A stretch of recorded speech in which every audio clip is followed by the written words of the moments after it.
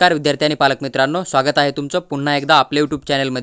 तो देखो आज हम पूरा डिटेल में बात करेंगे जो कि आपका महाराष्ट्र स्टेट है ना, तो इन्होंने एक बिग नोटिस यहाँ पर रिलीज किया है, यानी कि महाराष्ट्र स्टेट का जो ऑफिशियल काउंसलिंग है अभी स्टार्ट हो चुका है। अगर बात करें यहाँ पर तो जो 2024-25 के लिए आपका bachelor of veterinary science and animal husbandry के लिए जो एडमिशन हो जाएगा ना, तो उसका ऑफिशियल पीडीएफ जो है महाराष्ट्र गवर्नमेंट ने रिलीज किया है। अगर आप महाराष्ट्र स्टेट के अंदर जितने भी वेटरनरी के कॉलेज है ना, वहां पर अगर आप कैटेगरी वाइज एडमिशन लेना चाहते हो तो आपको यहाँ पर अभी जो रजिस्ट्रेशन फॉर्म ओपन हो चुके हैं ना काउंसलिंग के, तो यहाँ पर आपको रजिस्ट्रेशन फॉर्म फिल करना होगा। तो रजिस्ट्रेशन फॉर्म आपको कहाँ से फिल करना है, वेबसाइट कौन सी है, डॉक्यूमेंट कौन से अपलोड करने हैं, डॉक्यूमेंट किस फॉर्म में अपलोड करने हैं, यहाँ पर आपको रजिस्ट्रेशन के लिए कैटेगरी के हिसाब से कितनी फीस देनी होगी, यहाँ पर एलिजिबल क्राइटेरिया क्या है, लास्ट डेट क्या है, पूरी डिटेल में जानकारी इस छोटे से वीडियो के अंदर मैं आपके साथ शेयर करूंगा। तो आप वीडियो को पूरा देखो, आपका हर एक डाउट यहाँ पर क्लियर हो जाएगा। साथ ही साथ इसके रिगार्डिंग जो भी फ्यूचर काउंसलिंग की अपडेट आ जाएगा ना, उसके अगर आपको रिक्वायरमेंट है तो आप चैनल को सब्सक्राइब करके हमारे साथ बने रहिएगा, या फिर हमारा टेलीग्राम ग्रुप है वहां पर ज्वाइन हो जाएगा। वहां पर हम आपको हर एक पीडीएफ फ्री ऑफ कॉस्ट में शेयर करेंगे।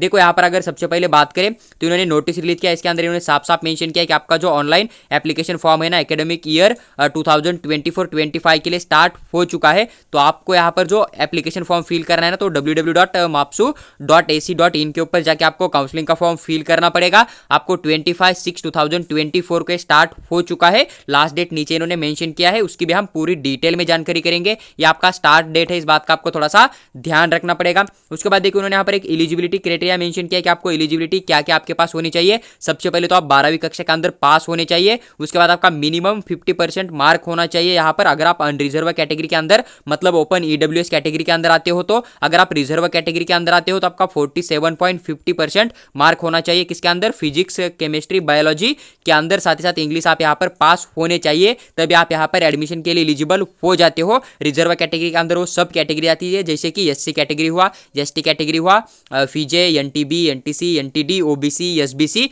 ये सभी कैटेगरी जो है आपकी रिजर्व कैटेगरी के अंदर आपको देखने को मिल जाएगा। लेकिन उधर जो एमबीबीएस, बीडीएस, बीएमएस के लिए अलग है, और यहाँ पर जो है रिजर्व कैटेगरी के लिए 47.50 आपको यहाँ पर देखने को मिल रहा है। इस बात का थोड़ा सा ध्यान रखिएगा। उसके साथ साथ आपको यहाँ पर अलॉटमेंट जो है नीट यूजी का जो 2024 का जो आपका ऑल इंडिया रैंक होगा, साथ ही साथ आप काउंसलिंग प्रोसेस के अंदर पार्टिसिपेट करोगे ना अभी वेटरनरी के, तो उसके अंदर से आपको यहाँ पर एक एसएमएल लिस्ट देखने को मिल जाएगा, और इस लिस्ट के अंदर आपको एक कैटेगरी या फिर कास्ट वाइज एक रैंक मिल जाएगा हर कैटेगरी के अंदर से बच्चों को। तो उसके हिसाब से आपको यहाँ पर जो अलॉटमेंट किया जाएगा, इस बात का आपको ध्यान रखना है।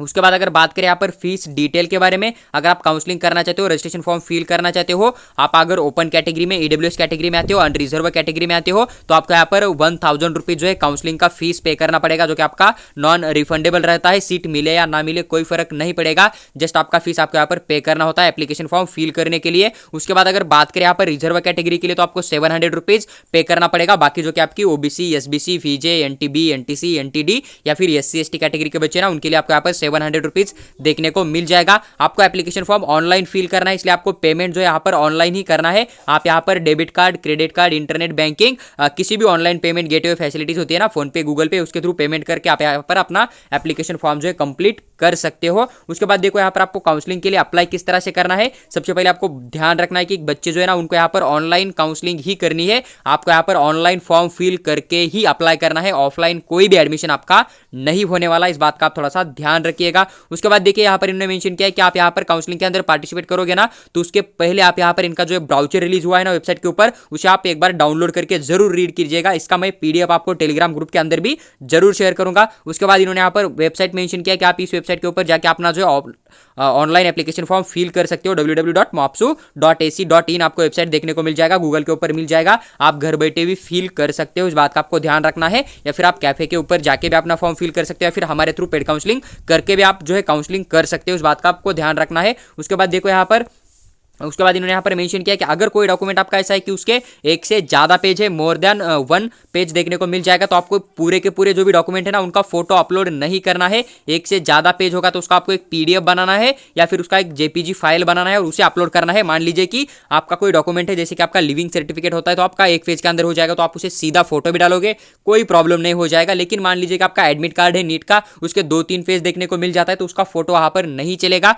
आपको वहाँ पर जो उनका एक जेपीजी फाइल या फिर PDF बनाना होगा जो कि लिमिटेड साइज में होगा और फिर उसे आपको अपलोड करना होगा। इस बात का आप ध्यान रखिए। लास्ट डेट इन्होंने यहाँ पर मेंशन किया है। लास्ट डेट की बात करें यहाँ पर तो 7/7/2024 आपको देखने को मिल जाएगा, जो कि फॉर्म फिल करने का लास्ट डेट है। मैं आपको यहाँ पर पर्सनली शेयर करना चाहूंगा कि कुछ बच्चों का जो है रीनीट हुआ था, तो उनका रिजल्ट अभी यहाँ पर आने वाला है, तो उसका रिजल्ट डिक्लेयर होने के बाद आप यहाँ पर फॉर्म फिल कर सकते हो। इस बात का आपको ध्यान रखना है, क्योंकि वहां पर अगर आपके रिजल्ट के अंदर आपका ऑल इंडिया रैंक थोड़ा बहुत ऊपर नीचे करेगा तो वो कोर वहां पर एक्यूरेट कैलकुलेट किया जाएगा। इसलिए आप अगर रिजल्ट आने के बाद फॉर्म फिल करते हो तो आपके लिए एक अच्छी बात वो वहां पर देखने को मिल जाएगी। उसके बाद देखो इन्होंने यहाँ पर कुछ इंपॉर्टेंट पॉइंट मेंशन किया है, जैसे कि इन्होंने यहाँ पर मेंशन किया है कि before submission of online application form, जो बच्चे हैं ना उनको देखना है कि उन्होंने जो डॉक्यूमेंट अपलोड किया है ना तो आपके क्लियर विजिबल है या नहीं। अगर उसके अंदर कुछ ब्लर है, कुछ दिखाई नहीं दे रहा तो आपको डॉक्यूमेंट फिर से अपलोड करना है। इस बात का आपको ध्यान रखना है, क्योंकि वेटरनरी का डॉक्यूमेंट वेरीफाई जो आपका ऑनलाइन ही होता है। अगर आप MBBS BDS की स्टेट काउंसलिंग करोगे तो वहां पर आपका कोई भी ऑनलाइन डॉक्यूमेंट वेरीफाई नहीं होता है। अगर आप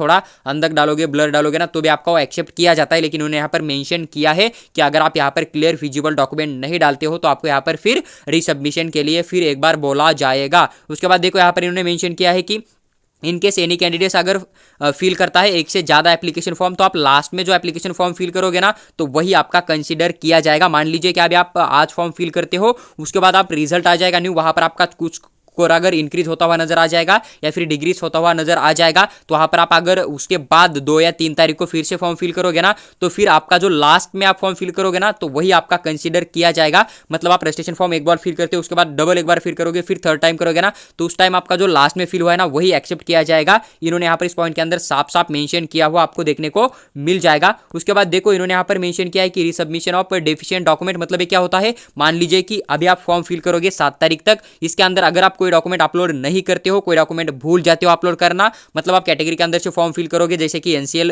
वगैरह या वैलिडिटी वगैरह, अगर मान लीजिए कि आपने NCL डाला है, वैलिडिटी डाला है लेकिन मिला नहीं है, उसका अगर आप रिसिप्ट वगैरह डाल के फॉर्म फिल करते हो, वहां पर डॉक्यूमेंट अपलोड करते हो रिसिप्ट लेकिन ओरिजिनल नहीं करते हो, तो फिर आपको यहाँ पर रीसबमिशन के लिए बोला जाएगा, क्योंकि आपका डॉक्यूमेंट वहां पर जो है फेल किया जाएगा, वेरीफाई नहीं होया जाएगा। या फिर अगर आप कोई डॉक्यूमेंट एडिट करके या फिर गलत डालते हो ना तो आपको फिर एक बार चांस दिया जाएगा कि आपने गलत डॉक्यूमेंट डाला है, फिर आपका डॉक्यूमेंट सही नहीं था, तो फिर आपको रीसबमिशन के लिए टाइम दिया जाएगा। उस टाइम आपको फिर से डॉक्यूमेंट अपलोड करना होगा। नीचे इन्होंने यहाँ पर एक पॉइंट मेंशन किया, इसको आप ध्यान से रीड करिएगा। इन्होंने यहाँ पर साफ साफ मेंशन किया है कि अगर आप कोई डॉक्यूमेंट गलत डालते हो, कोई डॉक्यूमेंट अपलोड नहीं करते हो उस रिजर्वेशन का, तो आपको रीसबमिशन का टाइम दिया जाएगा। लेकिन रीसबमिशन के टाइम अगर आप जो डॉक्यूमेंट आपको डालने के लिए बोला है, अपलोड करने के लिए बोला है, वो अगर आप नहीं करते हो अपलोड, तो फिर आपका डॉक्यूमेंट वहां पर एक्सेप्ट नहीं किया जाएगा।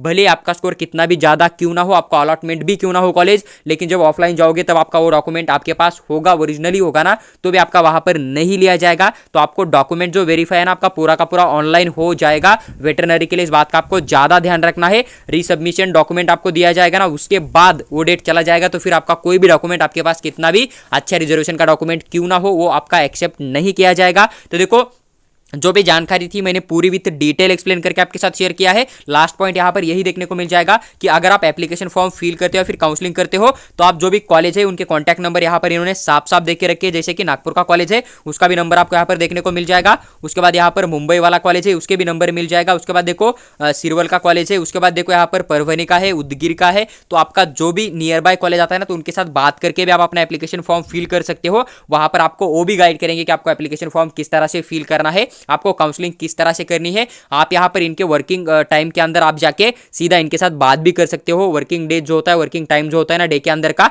तो वहां पर आपको पूरा सपोर्ट करेंगे कि आपको काउंसलिंग वेटरनरी का किस तरह से करना है, एडमिशन प्रोसेस आपको किस तरह से करना है, फॉर्म फिलिंग किस तरह से करना है। और इनके साथ आप कॉल के ऊपर बात करके भी अपना डाउट पूछ सकते हो। आपको पूरा का पूरा गाइड करेंगे, जो कि आपको MBBS BDS BMS के लिए नहीं देखने को मिलता है, लेकिन वेटरनरी के लिए इन्होंने साफ साफ मेंशन किया है कि अगर आपको कोई डाउट आ रहा है, कोई अगर आपको असिस्टेंट चाहिए, तो आप सीधा कॉलेज के साथ भी जाके बात कर सकते हो, फिर उनके साथ कॉल के ऊपर भी आप बात कर सकते हो। बस ध्यान रखना है कि इनका जो ऑफिस वर्किंग टाइम होता है ना, उसी टाइम के अंदर आपको जाके उनके साथ बात करनी होगी। देखो पूरा प्रोसेस मैंने यहाँ पर विद डिटेल एक्सप्लेन करके आपके साथ शेयर करो। अगर आपको फीस स्ट्रक्चर की इन्फॉर्मेशन चाहिए फर्स्ट ईयर से लेकर लास्ट ईयर तक, कॉलेज अनुसार जितने भी कॉलेज है ना उसके हिसाब से, तो आप कमेंट बॉक्स में यस करके जरूर भेज दीजिएगा। हम आपको भी प्रोवाइड करने की पूरी कोशिश करेंगे। साथ ही साथ अगर आपको हमारा पेड काउंसलिंग ज्वाइन करना है तो आप हमें व्हाट्सएप के ऊपर भी मैसेज कर सकते हो। वहां पर हम आपका पूरा का पूरा पेड काउंसलिंग करेंगे और उसके बारे में इंफॉर्मेशन भी शेयर करेंगे। साथ ही साथ अगर आपको लगता है कि नहीं हमारे मन में कोई डाउट है फीस को लेके, कट ऑफ को लेके, या फिर जो फॉर्म फिल करना है उसको लेके, तो हमारा एक पर्सनल गाइड कोर्स है, उसके अंदर हम आपका हर एक डाउट कॉल के ऊपर, व्हाट्सएप के ऊपर 24 आवर सॉल्व करेंगे जब तक आपका एडमिशन प्रोसेस क्लोज नहीं हो जाता है तब तक। तो उसके लिए हमारा एक 500 रुपीज आपको चार्ज देखने को मिल जाएगा।